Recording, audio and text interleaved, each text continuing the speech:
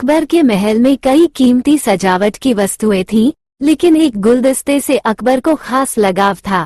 इस गुलदस्ते को अकबर हमेशा अपनी पलंग के पास रखवाते थे। एक दिन अचानक महाराज अकबर का कमरा साफ करते हुए उनके सेवक से वह गुलदस्ता टूट गया। सेवक ने घबराकर उस गुलदस्ते को जोड़ने की बहुत कोशिश की, लेकिन नाकाम रहा। हारकर उसने टूटा गुलदस्ता कूड़ेदान में फेंक दिया और दुआ करने लगा कि राजा को इस बारे में कुछ पता न चले।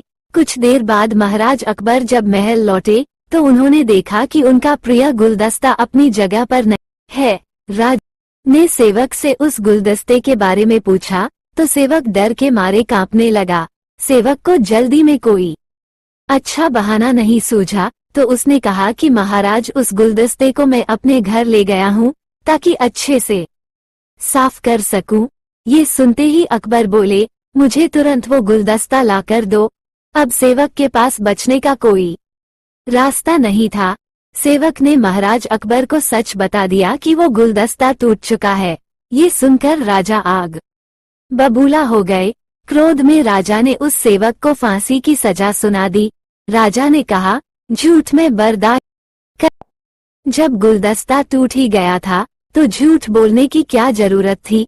अगले दिन इस घटना के बारे में जब सभा में जिक्र हुआ तो बीरबल ने इस बात का विरोध किया। बीरबल बोले कि झूठ हर व्यक्ति कभी न कभी बोलता ही है। किसी के झूठ बोलने से अगर कुछ बुरा या गलत नहीं होता तो झूठ बोलना गलत नहीं है। बीरबल के मुंह से ऐसे शब्द सुनकर अकबर उसी समय बीरबल पर भड़क गए।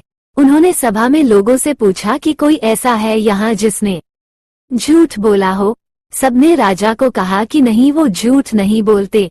ये बात सुनते ही राजा ने बीरबल को राज्य से निकाल दिया। राज दरबार से निकलने के बाद बीरबल ने ठान ली कि वो इस बात को साबित करके रहेंगे कि हर व्यक्ति अपने जीवन में कभी न कभी झूठ बोलता है। बीरबल के दिमाग में एक तरकीब आई, जिसके बाद बीरबल सीधे सुनार के पास गए। उन्होंने जौहरी से सोने की गेहूं जैसी दिखने वाली बाली बनवाई और उसे लेकर महाराज अकबर की सभा में पहुंच गए। अकबर ने जैसे ही बीरबल को सभा में देखा तो पूछा कि अब तुम यहाँ क्यों आए हो। बीरबल बोले, जहांपना, आज ऐसा चमत्कार होगा जो किसी ने कभी नहीं देखा होगा। बस आपको मेरी पूरी बात सुननी होगी। राजा अकबर और सभी सभापतियों की जिज्ञासा बढ़ गई और राजा ने बीरबल को अपनी बात कहने की अनुमति दे दी। बीरबल बोले, आज मुझे रास्ते में एक सिद्ध पुरुष के दर्शन हुए। उन्होंने मुझे ये सोने से बनी गेहूं की बाली दी है और कहा कि इसे जिस भी खेत में लगाओगे वहां सोने की फसल उगेगी। अब इसे लगाने के लिए मुझे आपके राज्य में थोड़ी सी जमीन चाहिए।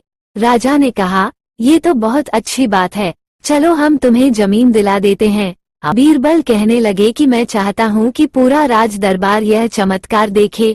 बीरबल की बात मानते हुए पूरा राज दरबार खेत की ओर चल पड़ा। खेत में पहुंचकर बीरबल ने कहा कि इस सोने से बनी गेहूं की बाली से फसल तभी उगेगी जब इसे ऐसा व्यक्ति लगाए जिसने जीवन में कभी झूठ न बोला हो। बीरबल की बात सुनकर सभी राजदरबारी खामोश हो गए और कोई भी गेहूं की बाली लगाने के लिए तैयार नहीं हुआ। राजा अकबर बोले कि क्या राजदरबार में कोई ऐसा व्यक्ति नहीं है जिसने अपने जीवन में कभी झूठ न बोला हो। सभी खामोश थे। बीरबल बोले, जहांपना, अब आप ही इस बाली को खेत में रोप दीजिए। बीरबल की बात सुनकर महाराज का सिर झुक गया। उन्होंने कहा, बचपन मैंने भी कई झूठ बोले हैं तो मैं इसे कैसे लगा सकता हूँ। इतना कहते ही बादशाह अकबर को ये बात समझ आ गई कि बीरबल सही कह रहे थे कि इस दुनिया में कभी न कभी सभी झूठ बोलते हैं। इस बात का एहसास होते ही अकबर उस सेवक की फांसी की सजा को रोक देते हैं। कहानी से सीख, बिना सोचे समझे किसी को बड़ा दंड नहीं देना चाहिए। हर काम को सोच विचार कर ही किया जाना चाहिए। साथ ही एक छोटे से झूठ की वजह से किसी व्यक्ति का आंकलन भी नहीं किया जाना चाहिए, क्योंकि कुछ परिस्थितियां ऐसी होती है कि लोग झूठ बोल देते हैं।